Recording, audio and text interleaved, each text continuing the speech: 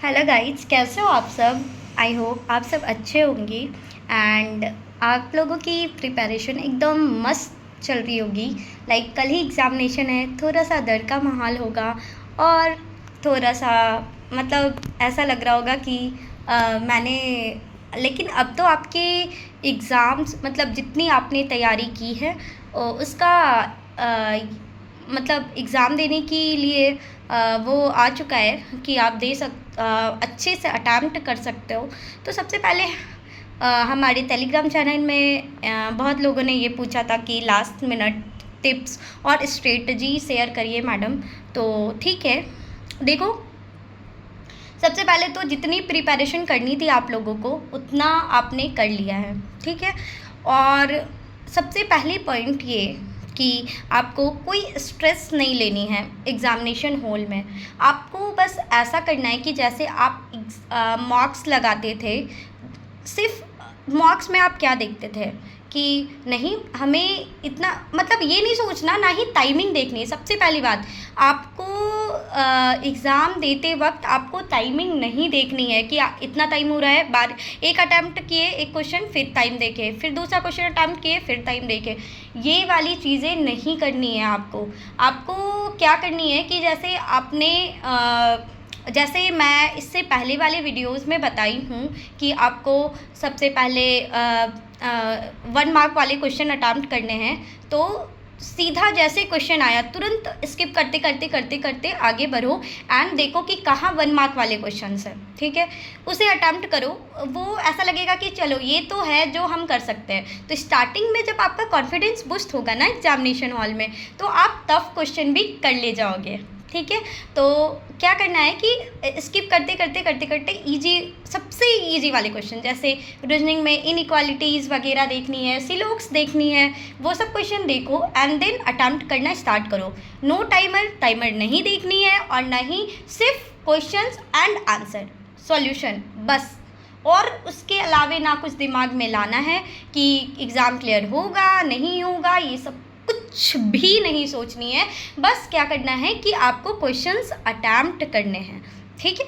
तो सबसे पहले आपको क्या करनी है, 1 मार्क वाले क्वेश्चन जितने भी है जल्दी से करके ले जाओ और देखो 4 से 5 मिनट में हो गए, ठीक है। उसके बाद टाइमिंग देखो कि अब आपके पास 4 से 5 मिनट बीत गए हैं।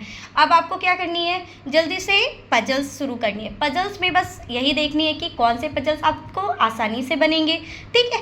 तो वो क्वेश्चंस देखनी है। और हाँ, ये भी देखनी है कि अगर आपने एक पजल मान लो उठा लिया, ठीक है, तो आपको लगा कि वो इजी है, लेकिन ऐसा भी सिचुएशन होता है कभी कभी कि आपको लगता है वो इजी है, 4 से 5 स्टेटमेंट है, लेकिन उसमें उस टाइम थोड़ी सी दिमाग बोल सकते हैं या फिर स्टेटमेंट गलत पढ़ लेते हो कभी कभी, तो ऐसा हो जाता है और वो पजल उस टाइम पे नहीं बनता।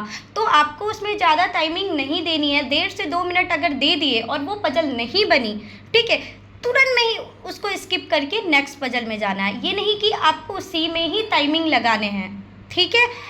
उसको बाद में बचा करके रखना अटैम्प्ट करने के लिए, ठीक है। बस आपको वही करनी है, ठीक है। आपको क्या करनी है कि आपको स्किप करके दूसरे पजल में जाना है, ठीक है। अब देखो, कभी कभी लोग ब्लड रिलेशन में भी फंस जाते हैं। ब्लड रिलेशन कभी कभी ऐसा दे देता है कि लगता है क्या बन जाएगा, लेकिन नहीं बनती। कभी कभी फंस जाते हैं लोग। तो अगर इजी वाला दिया है 2 से 3 लाइन वाला, तो उसे तुरंत कर लेना, नहीं तो फिर उसे भी आगे के लिए रखना। जो एकदम ईजीएस्ट क्वेश्चन है सबसे पहले उसे अटैम्प्ट करना, ठीक है।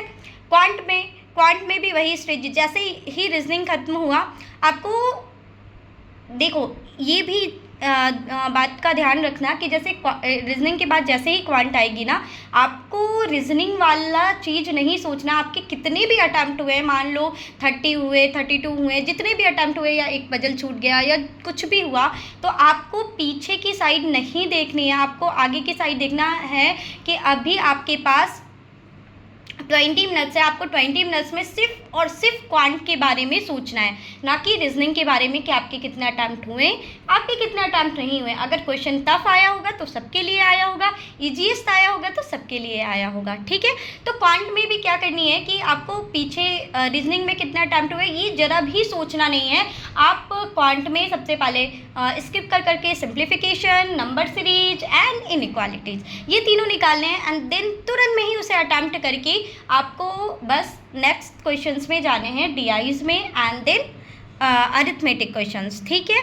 और अब तो कोई पढ़ाई वढ़ाई नहीं करनी है, अब सुबह सुबह में भी हो सके तो क्विज़ेस दे दीजिएगा, 1 से 2 क्विज़ेस, वो छोटी छोटी वाली क्विज़ेस होती है ना खेल खेल में, 5 मिनट 6 मिनट वाली, वो प्रैक्टिस मॉक की फ्री क्विज़ेस, उससे थोड़ा सा ये लगेगा कि अभी भी हम पढ़ाई के माइंड में हैं, ठीक है।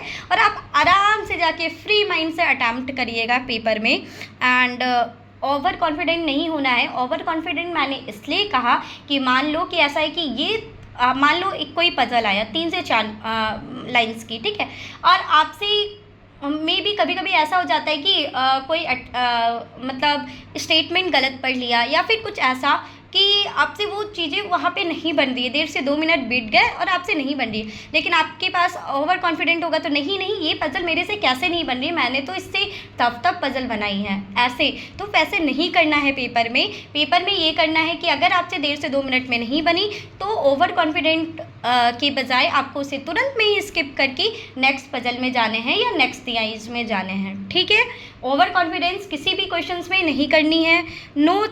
और लास्ट टाइम में स्ट्रेटजी भी आपको चेंज नहीं करनी है। जैसे आपने मॉक में अटैम्प्ट किया था, जैसे मैंने आपको पहले वीडियोस में बताया है, आप जैसे जो स्ट्रेटजी मॉक में फॉलो करते थे सेम उसे स्ट्रेटजी से एग्ज़ाम में करनी है, ठीक है। जैसे कि आप मॉक टेस्ट दे रहे हो, आपको बस यही लगना चाहिए, ठीक है। तो कोई भी स्ट्रेस नहीं लेनी है, कोई भी स्ट्रेटजी चेंज नहीं करनी है, ओवर कॉन्फिडेंट नहीं होना है।